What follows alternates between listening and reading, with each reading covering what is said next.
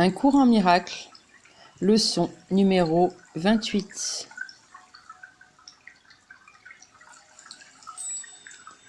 Par-dessus tout, je veux voir les choses différemment.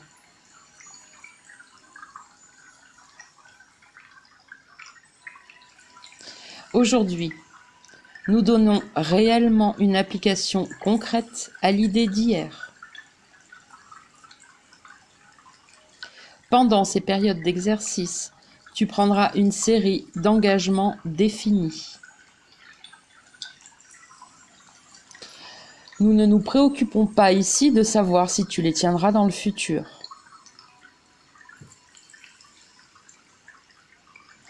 Si tu es au moins désireux de les prendre maintenant, tu es en bonne voie de les tenir.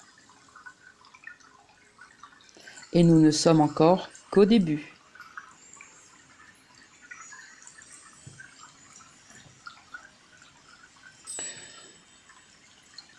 Tu te demandes peut-être pourquoi il est important de dire, par exemple, « Par-dessus tout, je veux voir cette table différemment ». En soi, cela n'est pas important du tout. Or, qu'est-ce qui est en soi et que signifie en soi? Tu vois beaucoup de choses séparées autour de toi, ce qui signifie en fait que tu ne vois pas du tout.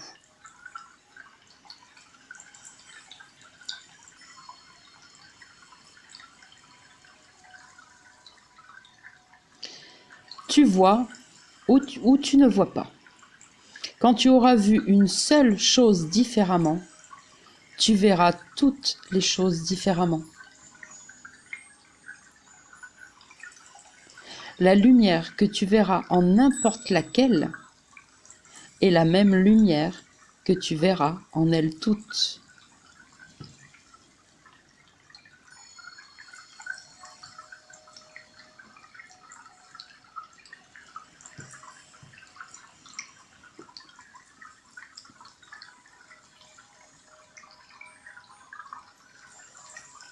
Quand tu dis « Par-dessus tout, je veux voir cette table différemment », tu prends l'engagement de retirer tes idées préconçues au sujet de la table et d'ouvrir ton esprit à ce qu'elle est et ce à quoi elle sert.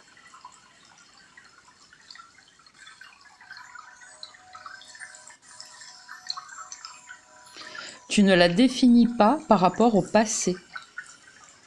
Tu demandes ce qu'elle est, plutôt que de lui dire ce qu'elle est.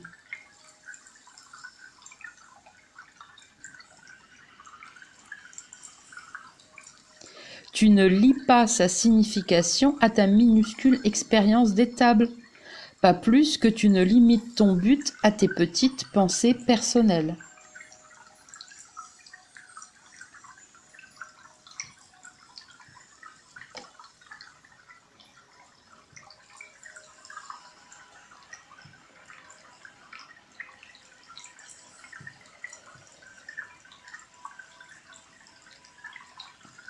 Tu ne remettras pas en question ce que tu as déjà défini.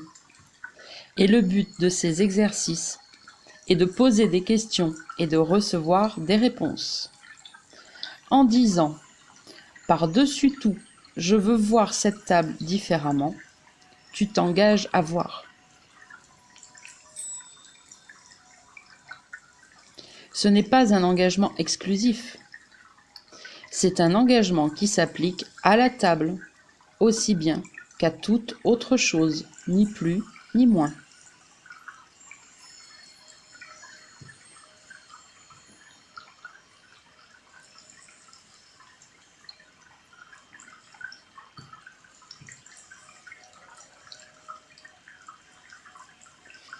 De fait, tu pourrais gagner la vision simplement à partir de cette table si tu voulais en retirer toutes tes propres idées et la regarder avec un esprit neuf et complètement ouvert.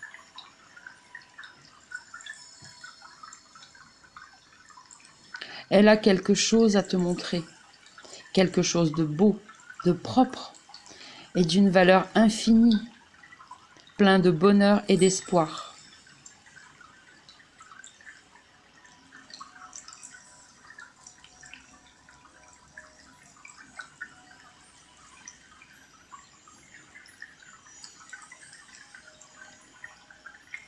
Caché sous toutes tes idées à son sujet se trouve son but réel, le but qu'elle partage avec tout l'univers.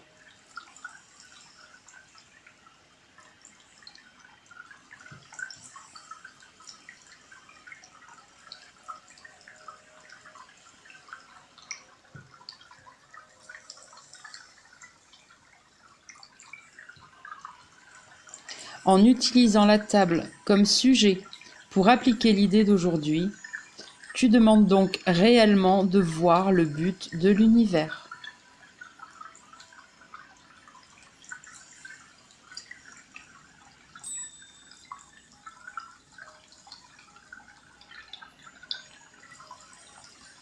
Tu demanderas la même chose de chaque sujet que tu utiliseras pendant les périodes d'exercice.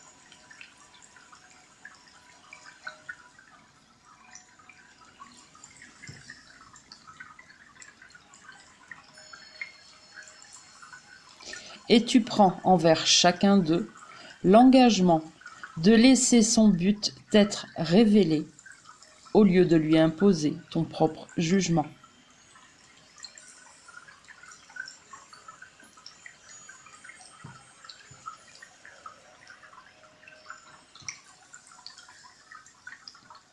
Aujourd'hui, nous aurons 6 périodes d'exercice de 2 minutes chacune, durant lesquelles l'idée du jour est d'abord énoncée, puis appliquée à ce que tu vois autour de toi.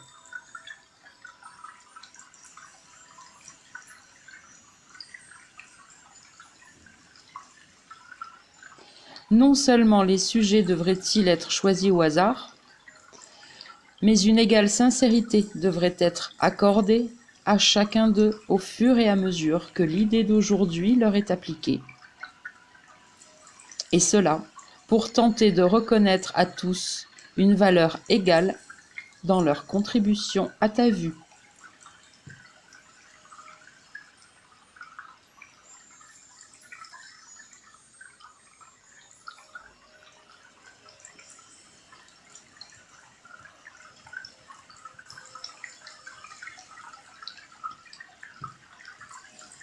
Comme d'habitude, les applications devraient inclure le nom du sujet sur lequel ton regard se trouve à tomber, et tu devrais laisser les yeux posés sur lui en disant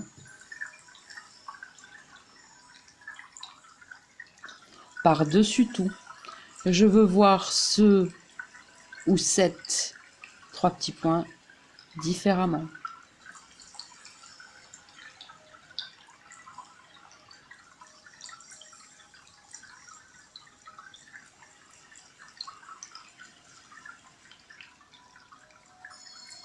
Chaque application devrait être faite très lentement et aussi attentivement que possible.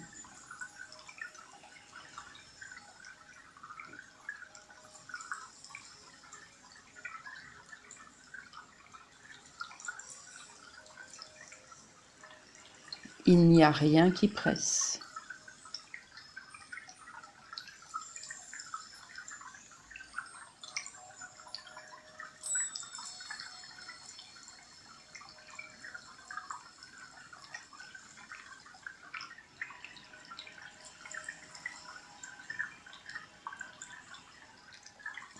Commentaire par Sandrine Lamec. Atteindre l'éveil par l'amour.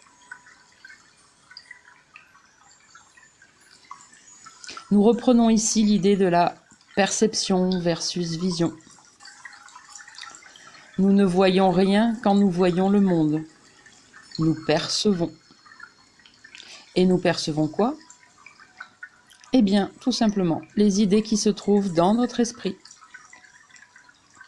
Et ces idées sont établies par rapport à ce que notre mental a appris dans le monde.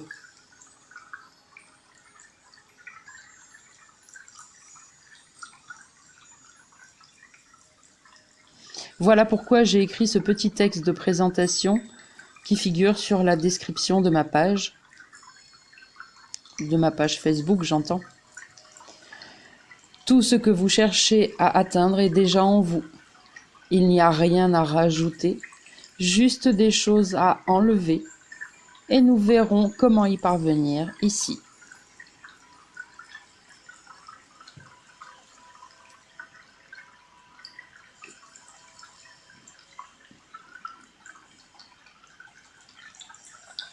Il est exactement question de cela ici, dans cette leçon. Ce qui nous empêche de voir, c'est toutes les idées fausses qui se trouvent ancrées en nous. Tous les concepts, toutes les étiquettes, les certitudes que nous avons à propos de tout.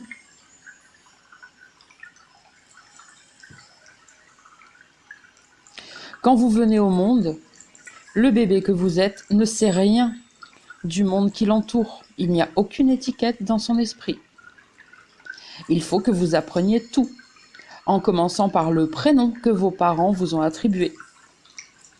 Et il faut plusieurs séances avec vos parents, devant un miroir par exemple, pour qu'ils vous expliquent que le petit corps que vous voyez, et que vous n'appelez même pas encore moi, devienne moi, puis devienne Sandrine, dans mon cas.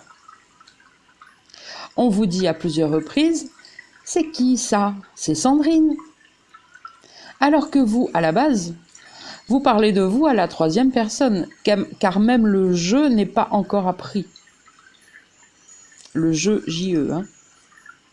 Et ensuite, on vous apprend que ça, devant vos yeux, c'est une table, une chaise, un biberon, maman, papa, votre sœur ou frère, etc., etc.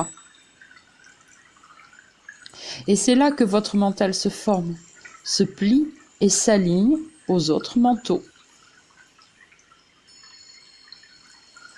Alors, entre parenthèses, je rajoute que, évidemment, il faut bien employer des mots et c'est une façon de parler. Ce sont des formules pour s'expliquer. Mais en réalité, il n'y a qu'un ego, qu'un mental ego qui est collectif. Donc, on pourrait peut-être plutôt dire s'applique aux autres facettes du mental, aux autres facettes de l'ego.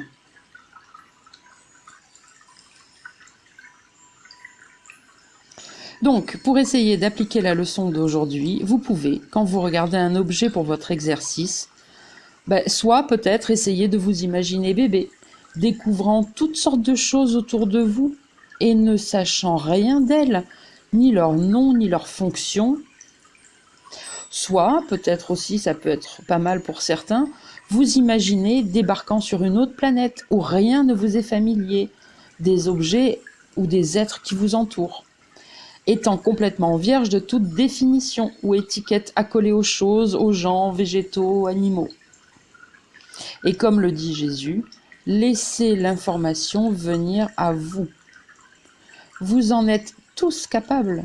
Inutile de protester en disant « Oh non, moi, je vais pas y arriver, je ne sais pas faire ça, j'y arriverai pas, je ne suis pas médium, je ne suis pas canal, et puis j'ai pas d'imagination, blablabla. Bla, bla, bla. » C'est faux, archi faux, tout ça, encore une fois, ce sont des pensées du mental. Et c'est le mental qui parle là, virez-le.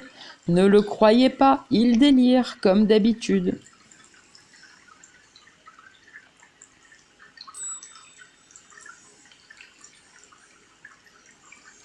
Comprenez qui vous êtes et le pouvoir qu'a votre esprit, car vous n'avez pas encore conscience. Vous n'en avez pas encore conscience, pardon. Comprendre qui vous êtes, plutôt, et le pouvoir qu'a votre esprit, car vous n'en avez pas encore conscience. Vous commandez aux choses et les choses vous répondent, vous obéissent. Ainsi, quand un symbole apparaît devant vos yeux, il attend que vous lui disiez qui il est, ce qu'il est. Que cela soit un objet apparemment solide, ou une pensée, ou un sentiment. Car le Christ a tout pouvoir dans le ciel et sur la terre. Et le Christ, c'est vous, quand vous vous êtes désidentifié de l'ego et de votre humain, j'ai envie de dire. Mais tant que vous n'en êtes pas conscient, votre pouvoir est perdu. Il est donc entre les mains de l'ego collectif qui transmet de génération en génération son interprétation des choses. Vous connaissez sûrement tous cette phrase célèbre de la Bible « Je punirai les péchés des pères jusqu'à la 3e et la 4e génération ». Ça, c'est l'interprétation de l'ego, et c'est bien sûr particulièrement méchant. Cela devient plus qu'une tentative pour garantir sa propre survie. Pour le Saint-Esprit, l'énoncé signifie que des générations plus tard, il peut encore réinterpréter ce que les générations précédentes avaient mal compris et libérer ainsi les pensées de leur aptitude à produire la peur.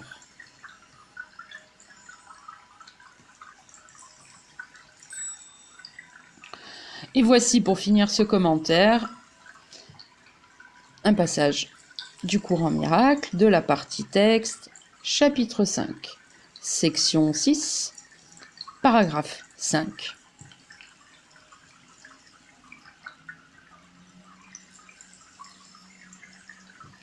Il y a de nombreux exemples illustrant combien les interprétations de l'ego peuvent égarer. Mais quelques-uns suffiront à montrer comment le Saint-Esprit peut les réinterpréter à sa propre lumière. Interprétée par lui, la phrase qui nous dit « Ce que l'homme sème, il le récoltera » signifie que tu cultiveras en toi-même ce que tu considères digne d'être cultivé. C'est ton jugement de ce qui est digne qui le rend digne pour toi. À moi la vengeance, dit le Seigneur, est facile à réinterpréter si tu te souviens que les idées augmentent seulement en étant partagées.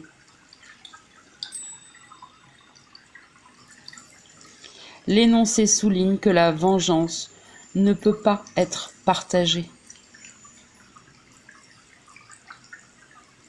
Donne-la donc au Saint-Esprit, qui la défera en toi, parce qu'elle n'a pas sa place dans ton esprit qui fait partie de Dieu.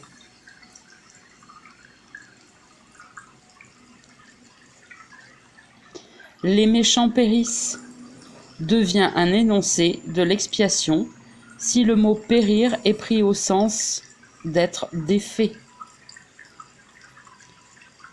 Ça devient alors les méchants sont défaits. Toute pensée sans amour doit être défaite. Un mot que l'ego ne peut même pas comprendre. Pour l'ego, être défait signifie être détruit. L'ego ne sera pas détruit parce qu'il fait partie de ta pensée, mais parce qu'il est incapable de créer et donc de partager. Il sera réinterprété pour te délivrer de la peur. La partie de ton esprit que tu as donnée à l'ego retournera simplement au royaume où ton esprit tout entier a sa place.